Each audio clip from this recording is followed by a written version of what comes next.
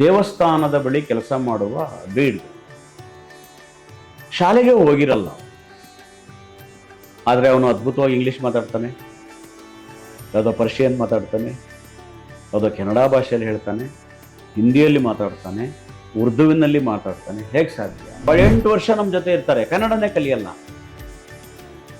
ಅಂದರೆ ಅವರು ತಪ್ಪು, ಜಂಬ ಅವನಿಗೆ ನಮ್ಗೆ ಕಲಿಯೋಕೆ ಆಸೆ ಇಲ್ಲ ಅಂತಲ್ಲ, ಬರಲ್ಲ, ಅಲ್ಲಿ ಆ ಗ್ರಹ ಕೆಲಸ ಮಾಡ್ತಾ ಇಲ್ಲ.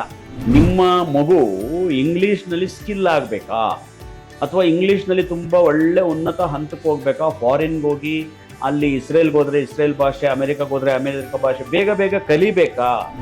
ವಿದ್ಯಾರ್ಥಿಗಳಿಗೆ ಓದಿಸುವ ನಿಟ್ಟಿನಲ್ಲೂ ನಿಮಗಿದು ಕೆಲಸ ಮಾಡುತ್ತೆ. ಚಂದ್ರ ಚೆನ್ನಾಗಿದ್ದರೆ ಮಕ್ಕಳ ಥರ ಹಾಡಬಹುದು. ಈ ಲವ್ ಮಾಡ್ತಾರೆ ಲವರ್ಸ್, ಅವ್ರಿಗೆ ಬುಧ ಶುಕ್ರ ಫೇವರ್ ಆಗಿರ್ತಾರೆ. ಯಾಕೆ ಗೊತ್ತಾ? ಆಯಾ ಸಂದರ್ಭಕ್ಕೆ ತಕ್ಕಾಗೆ ಮಧುರವಾಗಿ ಮಾತಾಡ್ತಾರೆ. ಕೆಳ ಹಂತದಲ್ಲೇ ಇದ್ದರೂ ಕೂಡ ಆ ವ್ಯಕ್ತಿ ಸಾಧಿಸಬೇಕು. ಕೆಳಮಟ್ಟದಲ್ಲಿರುವ ವಿದ್ಯಾರ್ಥಿಯನ್ನು ಮಧ್ಯಮಕ್ಕೆ ತರಬಹುದು, ಮಧ್ಯಮದಲ್ಲಿರ್ತಕ್ಕಂಥ ವಿದ್ಯಾರ್ಥಿಯನ್ನು ಉನ್ನತ ಮಟ್ಟಕ್ಕೆ ತರಬಹುದು, ಉನ್ನತ ಮಟ್ಟದಲ್ಲಿರುವ ವ್ಯಕ್ತಿಯನ್ನು ಇನ್ನೂ ಚೆನ್ನಾಗಿ ಅದನ್ನು ಪಾಲಿಷ್ ಮಾಡಿ ಅವನು ಉನ್ನತ ಮಟ್ಟಕ್ಕೆ ಈಸಿಯಾಗಿ ಹೋಗುವ ರೀತಿ ಕೂಡ ಮಾಡಬಹುದು. ನಿಮ್ಗೆ ಆಶ್ಚರ್ಯ ಆದ ದಿನ ಇಷ್ಟೊಂದು ಜನ ತಿರುಗಾಡ್ತಾರೆ, ಅದು ತುಂಬ ಅದ್ಭುತವಾಗಿ ಹಣ್ಣಾಗಿರೋ ಮಾವನನ್ನು ಯಾರಿಗೆ ಕಾಣಿಸಿಲ್ಲ. ನಿಮಗೆ ಮಾವಿನ ಹಣ್ಣು ಕಾಣಿಸಿದ್ದು ಜಾತಕದಲ್ಲಿರುವ ಯೋಗ. ಒಬ್ಬ ವ್ಯಕ್ತಿ ಒಂದು ಮನೆ ಹೊಂದಬೇಕು, ಒಂದು ಸೈಟ್ ಹೊಂದಬೇಕು, ಅಥವಾ ಒಂದು ಮುದ್ದಾದ ಮಗು ಬೇಕು, ಅಥವಾ ಮುದ್ದಾದ ಹುಡುಗಿಯನ್ನು ಹುಡುಕಿ ಮದುವೆ ಆಗಬೇಕು.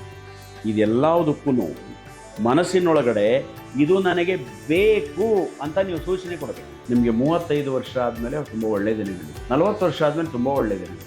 ಅವ್ರ ಬಾಯಲ್ಲಿ ಒಂದೇ ಬರೋದಮ್ಮ, ಸರ್ ವಯಸ್ಸೇ ಆಗ್ಬಿಟ್ಟು. ಯಾಕೆ ನಕಾರಾತ್ಮಕ ಭಾವನೆ? 40ಕ್ಕೆ ಏನು ವಯಸ್ಸಾಗಿರುತ್ತೆ?